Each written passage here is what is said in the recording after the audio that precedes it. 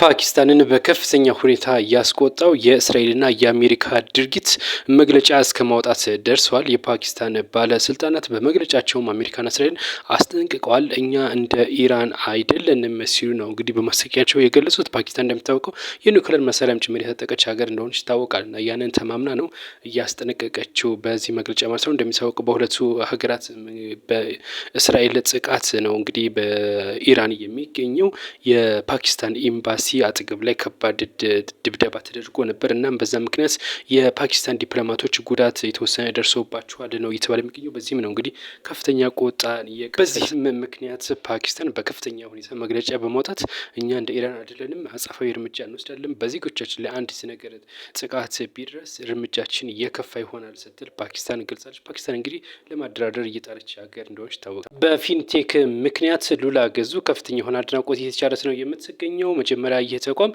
ታዋቂ ግለሰቦችን፣ አርቲስቶችን እንደዚሁም ታዋቂ ቲክታከሮችና በበጎ አድራጎት ላይ የሚሰሩትን እየሰበሰበና ከፍተኛ ብር እየከፈለ ነበር ብራንድ አምባሳደር ለማድረግ ማለት ነው። ከነዚህ መካከልም ሉላ ገዙ አንዷ ነበረች ነው የተባለው። ነገር ግን እሷ ስለ ድርጅቱ መጀመሪያ በደንብ ካጠናችና ከተገነዘበች በኋላ ድርጅቱ ይሄ ድርጅት ቀጣይነት እንደሌለው በመረዳት ከድርጅቱ ወጥታ ውሏን ማቋረጧ ብዙዎች እንግዲህ አሁን ላይ አድናቆት እየቸሯት ነው የሚገኙት። ከፍተኛ ብር ቢቀርብላትም ነገር ግን ይሄ ተቋም ህዝቡን ምናልባት በኋላ ለማጭበርበር ያለመ ይሆናል ብላ በመስጋቷ ምክንያት በመውጣቷ ብዙዎች አድናቆት እየቸሯት ነው የሚገኘው። ነገር ግን ክፍያው እጅግ ከፍተኛ ብር በመክፈል ነው እነዚህን አርቲስቶች ወደ አልሆነ አላማ ያስገባቸው ነው የተባለው። ከነዚህ መካከልም እንግዲህ ሰለሞን ቦጋለም በቁጥጥር ስር ውሏል ከነሱ ጋር ማለት ነው። ያው ቀድሞ ከታሰሩት ጋር እሱም መታሰሩ ነው የተነገረው። ለሉላ ግን አድናቆት አሉላ ፍሬው በስፖርት ጋዜጠኝነት የምናውቀው ማለት ነው ከትርታ ኤፍኤም እንግዲህ እንዳይገባ መታገዱ ከስራ እንዲባረር ለማባረርም ኦልሬዲ እየተሰራ እንደሆነም ጭምር የተነገረ የሚገኘው። እንደሚታወቀው በዚህ በትርታ ኤፍኤም ላይ አሉላ ፍሬው አንድ ጥያቄ ቀርቦለት ነበረ ከጋዜጠኞች ማለት ነው። ማለት ሚስት ነው የምታገባው ተብሎ ሲጠይቅ እኔ ማግባ የማንቸስተር ዩናይትድ ደጋፊና እንደዚሁም ክርስቲያን እየሆነች በማለቱ ምክንያት ነው እንግዲህ ከፍተኛ የሆነ የሃይማኖት ውዝግብ ፈጥረሃል፣ የሃይማኖት ጥላቻም ቀስቅሰሃል በሚል ምክንያት ነው እንግዲህ በዚህ ተራ ምክንያት ነው ወደ ስራው እንዳይገባ በጥበቃ ወደ ውስጥ እንዳይገባ የተደረገው። ከስራም እንዲባረር እንደምታደርግም ጭምር ነው። የትርታ ኤፍኤም ጊዜያዊ ስራ አስኪያጅ እንደሆነች ነው የተነገረው ማለት ነው። በዚህም እንግዲህ ብዙዎች ተናግሩበት ነው የሚገኘው። ልጁ ያለውን ነገር እንደሌለ ሃይማኖትን ከሃይማኖት አላጋጨ ምንም አላለም። ነገር ግን ክርስቲያንና ኦርቶዶክስ የሆነችና እንደዚሁም የማንቸስተር ደጋፊ የሆነች ሚስት ነው ማግባት የሚፈልገው በማለቱ ምክንያት ከፍተኛ ጫና እየደረሰበት ነው የሚገኘው። ምን ትላላችሁ በዚህ ጉዳይ? መልካም ቆይታ። በየመን የሚንቀሳቀሰው ሁቲ ዶናልድ ትራምፕን በከፍተኛ ሁኔታ አስጠንቅቋል። ዶናልድ ትራምፕ እንደሚታወቀው በኢራን ላይ 10 ቀን ጊዜ ገደብ ሰጥተዋል። ከ10 ቀን በኋላ የኢራንን የኃይል መሰረተ ልማቶች እንደሚያወድሙ ጭምር የተነገረው። በዚህ በ10 ቀን ውስጥ ኢራን ደግሞ ሆርሙዝን ከከፈተች ማለት ነው ጥቃት አይደርስባትም ነው ያሉት ዶናልድ ትራምፕ። ይህንን ተከትሎ እንግዲህ የየመኑ ሁቲ ዶናልድ ትራምፕን አስጠንቅቋል። በየመን በኢራን ላይ የኃይል መሰረተ ልማቶች የሚመቱ ከሆነ የቀይ ባህርን ሙሉ ለሙሉ እንዘጋለን ሲል ነው የየመኑ ሁቲ ዶናልድ ትራምፕን ያስጠነቀቀው። ይህ ደግሞ ለኢትዮጵያ እጅግ ከባድ አደጋ ይዞባት ይመጣል። በተለይ ለምስራቅ አፍሪካ ማለት ነው እነ ጅቡቲ እነ ሶማሊያን ጨምሮ ማለት ነው እንግዲህ ከባድ መከራ ይዞ እንዳይመጣ የተነገረ ነው የሚገኘው። ኤርትራም አይቀርላትም በዚህ እንግዲህ ወደ መዘጋት መስሎና ብዙዎች የተናገሩበት ነው የሚገኘው። መልካም ቆይታ። ኢራን ከ1 ሚሊዮን ጦር የእግረኛ ጦር በላይ ማሰለፏን ይፋ አድርጋለች። የአሜሪካ ወታደሮች ወደ ኢራን ወደብ ከፍተኛ የሆነ ነዳጅ የምታንቀሳቀስበት አለ እና 90% የምትልከው በዛች ወደብ ነው እና ወደሱ ዶናልድ ትራምፕ ወደዛ ይገባሉ ወታደሮች ማለታቸውን ተከትሎ በቁጥጥር ስር ለማዋል ያንን ቦታውን ማለት ነው። ስለዚህ ኢራን ያንን ለመከላከል 1 ሚሊዮን ወታደሮችን አዘጋጅቻለሁ ማለት ነው የተነገረ ነው። ዶናልድ ትራምፕም 10 ሺህ ወታደሮችን ወደ ኢራን እንደሚልኩ ቢገልጹም ነገር ግን በኢራን የተሰጠው ምላሽ እጅግ አደገኛ እንደሆነ የተነገረ የሚገኘው 1 ሚሊዮን ወታደሮችን ማዘጋጀታቸውና እንደዚሁም ቦታውን በምሽግ ቆፍረው ቦታ ይዘው እየጠበቁ እንዳሉ መረጃ ምንጮች ይወጡ ነው የሚገኙት። የሆርሙዝ ሰርጥም አሁን ሙሉ ለሙሉ መዘጋቱ ይበልጥ ደግሞ ውጥረቱን አባብሶታል የተባለው ዶናልድ ትራምፕም 10 ቀን ቢሰጡ ድርድር ለማድረግ ማለት ነው። ነገር ግን አሁን ያለው ሁኔታ እጅግ ከባድ እንደሆነ ነው እየተነገረ የሚገኘው።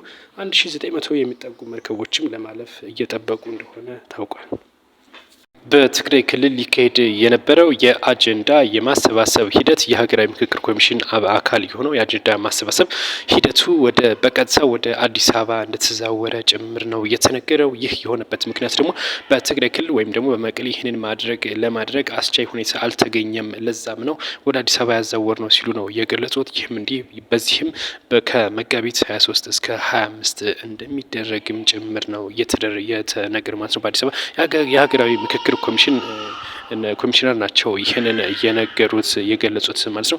ከዚህ ጋር በተገናኘም እንግዲህ በትናንትናው ዕለት ወደ 70 የሚጠጉ የትግራይ ክልል ተወላጆች ጋር ውይይት እንደተደረገ ጭምርም እንደዚሁም ደግሞ በአዲስ አበባ ከ4% በላይ ተወካዮች እንደሚገኙም ጭምር ይፋ ተደርጓል። በጅቡቲ የባህር ዳርቻ ላይ 9 ስደተኞች ህይወታቸው ማለፉ ነው የተነገረው። IOM ነው ይሄንን ደግሞ ይፋ ያደረገው። እንደሚታወቀው በዚህ በጅቡቲ ላይ ከፍተኛ የሆነ በባህር ወደ ውጭ ሀገር ወደ አውሮፓ ለማቋረጥ በዛ ጉዞ ይደረጋል። እናም እንግዲህ በርካቶች ህይወታቸውን ያጡ እንደሆነ ይነገራል። በተለይ ኢትዮጵያውያን ናቸው በብዛት በዛ የሚያልፉት ነው የተባለው። መርከቢቷ 320 ሰዎችን ነበረ የጫነችው። ከነዛ መካከል 9 አስክሬን ተገኝቷል የተባለው። የቀሩት 45 አካባቢ የሚጠጉት ደግሞ የት እንዳሉ ጭምር እንደማይታወቅም ነው IOM ያስታወቀው ማለት ነው። እንግዲህ በርካታ ስደተኞች አሁን ያለማቋረጥ ነው በዛ የሚያልፉት። እንደሚታወቀው በ2024 ማለት ነው ወደ 920 የሚጠጉ ስደተኞች በዛ አካባቢ መሞታቸው ይታወሳል። በፊንቴክ ምክንያት ሉላ ገዙ ከፍተኛ የሆነ አድናቆት እየተቻለት ነው የምትገኘው። መጀመሪያ ይህ ተቋም ታዋቂ ግለሰቦችን፣ አርቲስቶችን እንደዚሁም ታዋቂ ቲክታከሮች እና በጎ አድራጎት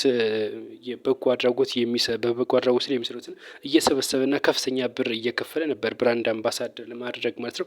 ከነዚህ መካከልም ሉላ ገዙ አንዷ ነበረች ነው የተባለው። ነገር ግን እሷ ስለ ድርጅቱ መጀመሪያ በደንብ ካጠናችና ከተገነዘበች በኋላ ድርጅቱ ይሄ ድርጅት ቀጣይነት እንደሌለው በመረዳት ከድርጅቱ ወጥታ ውሏን ማቋረጧ ብዙዎች እንግዲህ አሁን ላይ አድናቆት እየቸሯት ነው የሚገኙት። ከፍተኛ ብር ቢቀርብላትም ነገር ግን ይሄ ተቋም ህዝቡን ምናልባት በኋላ ለማጭበርበር ያለመ ይሆናል ብላ በመስጋቷ ምክንያት በመውጣቷ ብዙዎች አድናቆት እየቸሯት ነው የሚገኘው። ነገር ግን ክፍያው እጅግ ከፍተኛ ብር በመክፈል ነው እነዚህን አርቲስቶች ወደ አልሆነ አላማ ያስገባቸው ነው የተባለው። ከነዚህ መካከልም እንግዲህ ሰለሞን ቦጋለም በቁጥጥር ስር ውሏል ከነሱ ጋር ማለት ነው። ያው ቀድሞ ከታሰሩት ጋር እሱም መታሰሩ ነው የተነገረው። ለሉላ ግን አድናቆት